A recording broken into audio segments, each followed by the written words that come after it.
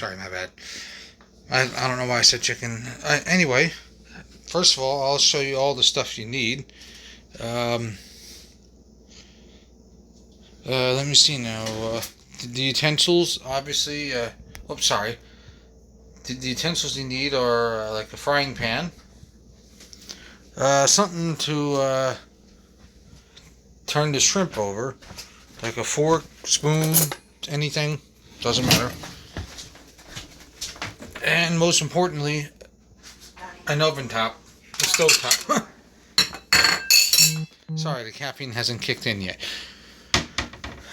Close that. Alright, cool. Alright, now. Oh, yeah, you would also need some cooking spray. Now, here's what I did for preparations. I took some shrimp. I took some uncooked shrimp.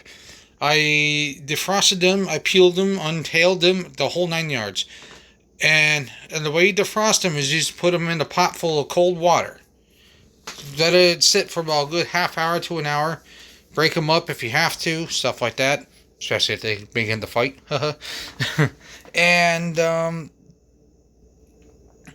after that, you put them in a bag like this, Ziploc, no product placement. All right, and then you pour in the teriyaki marinade, which I'll show you which one I used. All right, right here, Lowry's. I don't know how you pronounce that.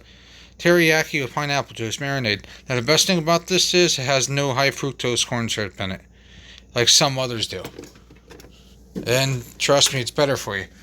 All right, now. All right. You take the cooking spray. You spray the pan. Well, first of all, just you turn this to like 7 or something. You want it to start heating up. See? Now you don't put this in yet. You don't put in the shrimp just yet. You gotta wait for this to start heating up. That's also why the lid's there. But meanwhile, while it's filling up, while it's heating up, I'll show you an interesting chess puzzle.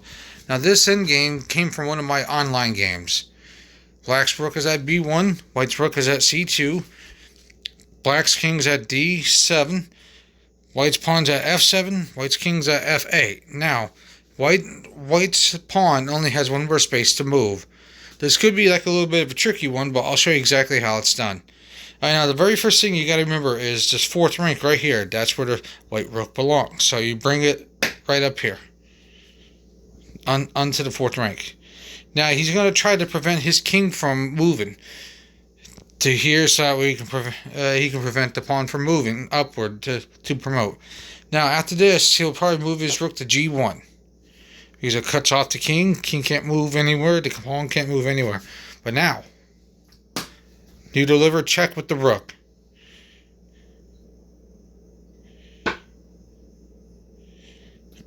You deliver check again. And it doesn't matter where he goes next. Because if he plays king e6, you have king e8 and rook a6 check afterwards. So, alright, now, let's just say he... Oops, sorry. My bad. It's on a4, my bad. Alright. Let's just say he plays king f5. It's pretty much the same thing. So king e5. He can't move the king to the e file. So alright, let's say he moves rook f1. You move your king to G7. Rook G1 check, right? Now king f6. Rook f1 check. Now you move your king to G6 now. Watch, I'll show you. Rook G1 check, because he's trying to prevent. Now you move your king to f5, because now it's in the same file as the pawn. Rook f1 check, and bam, you interpose with the rook. He has no choice but to take. King takes, rook takes, king e6, f8 equals queen. And that is how the that end game is done. Just remember, the rook belongs in the 4th rank on that one.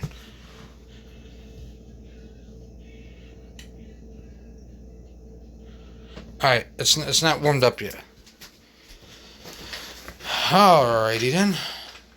This is going to be a relatively quick stream, 15 minutes tops, because since shrimp is so small, it doesn't take long to cook. That's the thing you got to remember. I'll show you one of my favorite traps in the Alpine Sicilian, or as James Canty calls it, C3 Sicil for the kill. Fun fact, the same type of... This chess set is made by Excalibur. It's a discontinued set, matter of fact. It's the same type of chess set that was used on Austin Powers, The Spy Who Shagged Me. Like when he's playing chess against Halada Vagina. Don't know if I'm allowed to say it, but probably I am. I'll know in a few minutes. I'll show you one of my favorite traps. Actually, yeah, it can derive from the Sicilian defense, but it's mostly from the advanced French. But I'll start out with the Sicilian defense, C3 Sicil. Alright. Give me about a minute or two to set this up. And online, I actually caught one of my opponents on it the other night. But, like, he saw that it was a trap, and after he fell for it, and he just cut his losses when he had the chance. So I'm just going to put this, I'm going to set this up. It's not going to be perfect, but what the hey. Okay, now. Meanwhile, that's warming up right there.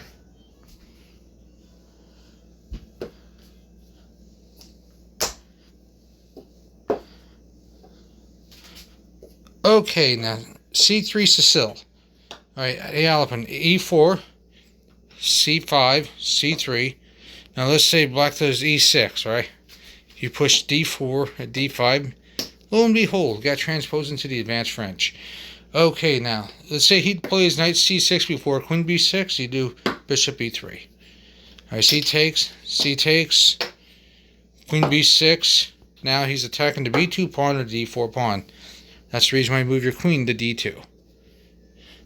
Now, he's probably going to move his knight G, E7, knight F3, knight F5, and this is where the trap comes in. Bam. It's my favorite trap in the entire game. Okay, let's say he delivers check here. I mean, he tries to pin the queen, fine. You move the knight out like this. Now, let's just say he takes. Now, believe it or not, black is actually losing. Now, in this online game of mine, he stopped himself from taking the knight. I'll show you why. Because if he takes the knight here, bishop takes knight. Now watch, queen takes bishop. Notice how there's nothing defending the black queen. Nothing. Bam, check. So now, check again. King takes bishop. And queen takes queen. Literally one of my favorite traps in the game. It's some fun stuff here. Alright, let's see how. Alright. Okay, now. Alright, now that the pan is heated up, add some more of this.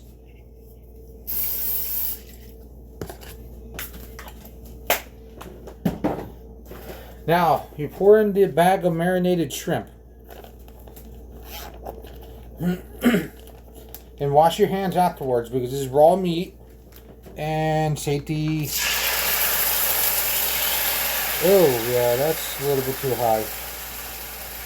Come on, drop through, yay! Oh boy.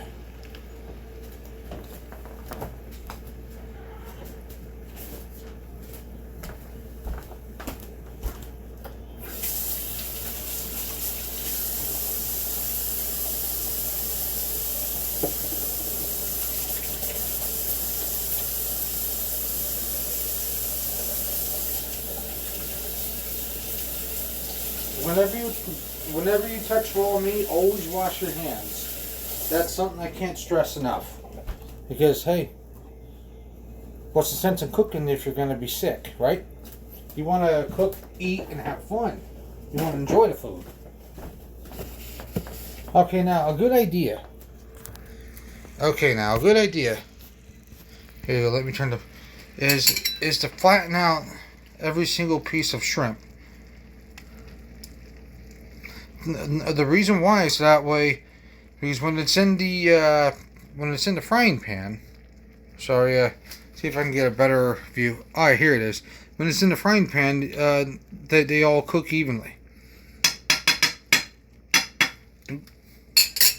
So now, you just cover it like so, and let it simmer for about like 3 minutes, and then you just turn the shrimp around, or to be with like a pair of tongs or whatever. Let me see. I think a pair of tongs would be a little bit better.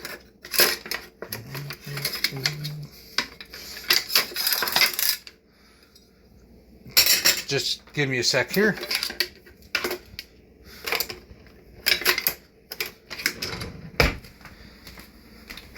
The game of chess is always very, very fun. Now, I'll show you what I do.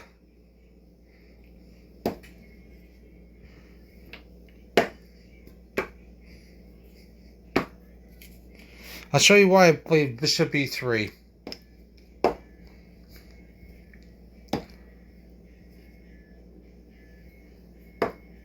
It's an interesting idea of mine. It's not the best idea ever, but it's something worth noticing. Now watch. All right, knight takes e3. Let's say he plays knight takes e3. Do f takes e3. Now look, I have an open diagonal for that bishop, and when I castle kingside, I have an open file for that rook.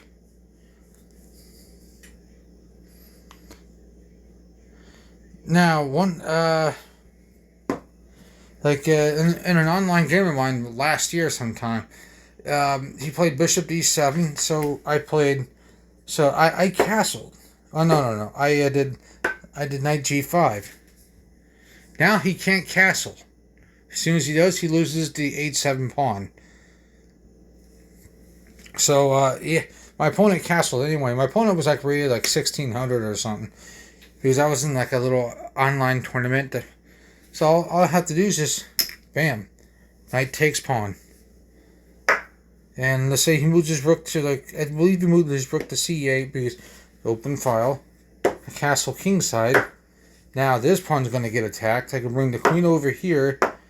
I can bring this rook over here. And trust me, the idea is just get the open diagonal for the bishop. The h7 to b1 diagonal. And when you castle f1, and get that nice semi-open file for the rook. Hey, Fei, what's happening, my man? And, like, let's say he plays bishop takes e3 or something right here. I mean, he doesn't have much. He tried to do this, which, hey, it's good to see you too, man. The only reason why I haven't been streaming all that much lately is because there's a monitor problem, and I can't get the something to show up on the monitors. Alright, anyway, on the next move, it's like, bam, knight f6. His whole idea of pushing g6 is try to trap the knight somehow. But I guess the knight f6 check, let's say he went king f8. And after I took the bishop, he resigned.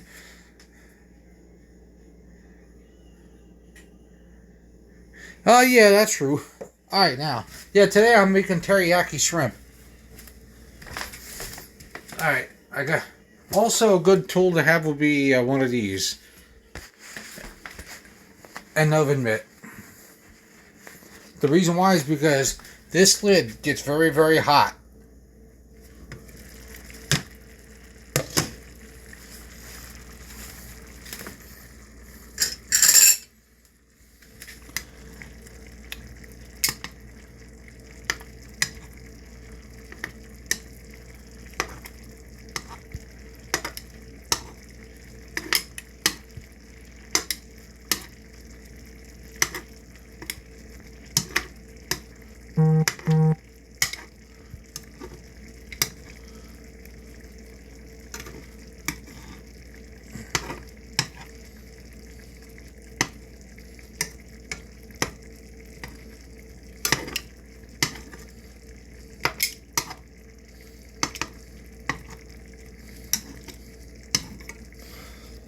That there is basically right there. So, and that is all you gotta do. Flip them all over. Yep. Hell yeah. Like, it's like what Paul Blart said. Safety never takes a holiday. Danger can get you anywhere.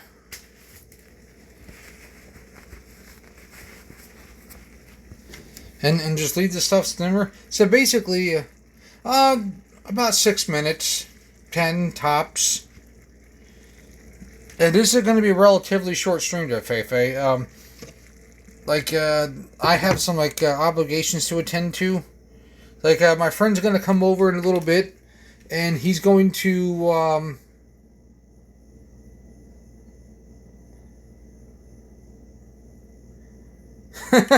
That's funny. Well, my friend's going to come over here, and we're going to watch, Godzilla vs. Kong. I can't wait to see that movie. Yeah, this idea of mine's actually pretty good.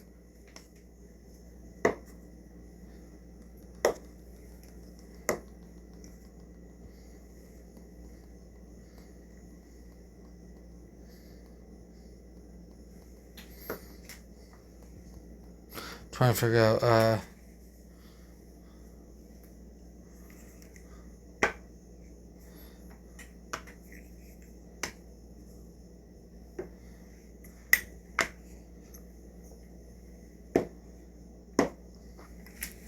It's like, yeah, alright, let's just say he, moves bishop before, alright, with castle king side.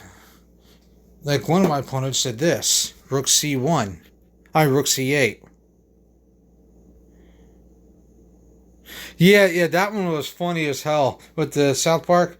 Now, what's wrong with rook c8 is, believe it or not, due to my idea, rook c8 is a mistake because it actually loses either the f7 pawn, which is right over here, or the h7 pawn. I'll show you why.